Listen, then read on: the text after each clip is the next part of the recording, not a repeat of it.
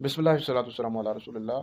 ایک سوال ہمارے پاس ہے کہ بعض خطباء اس طرح کا واقعہ بیان کرتے ہیں کہ حضرت سیدنا بلال حبشی رضی اللہ تعالیٰ عنہ کی زبان میں لکنت تھی، جب اذان آپ دیتے تھے تو آپ شین کو سین پڑھتے تھے۔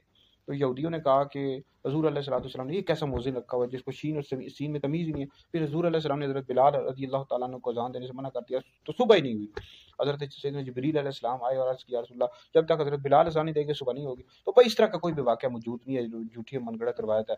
حضرت سیدنا بلال حبشی رضی اللہ تعالیٰ عنہ نے فصیح زبان تھے، آپ کی فصیح زبان تھی اور آپ کی آواز بھی بہت پیاری تھی۔ تو یہ اس طرح کا واقعہ نہیں ہے۔ ویسے واعظین میں اکثر خطباء میں علماء نہیں ہوتے، یہ اپنی طرف سے باتیں بیان کرتے رہتے ہیں، یا جو تقریروں والی کتابیں ہوتی ہیں اس میں حوالے نہیں ہوتے وہ بیان کرتے۔ لہٰذا واعظین و خطباء کو چاہیے بھائی خدا کے بندو، آپ لوگ بیان اگر کرتے ہو تو علماء سے پہلے رجوع کیا کرو، بھائی یہ واقعہ اگر کتاب سے ثابت ہے یا نہیں ہے پھر آپ بیان کیا کرو۔ اس طرح کے کئی حدیث بھی یہ موضوع بیان کر دیتے ہیں۔ آخرت کی پکڑ بہت سخت ہے بھائی، یہ چند پیسوں کے لیے تم یہ جو واعظین ہے، خطباء نطقان ہے، اس طرح کی باتیں بیان کرتے ہو، آخرت کی پکڑ بھائی بہت سخت ہے۔ دنیا میں تو کمال ہو، آخرت کی پکڑ سے نہیں بچ سکو گے۔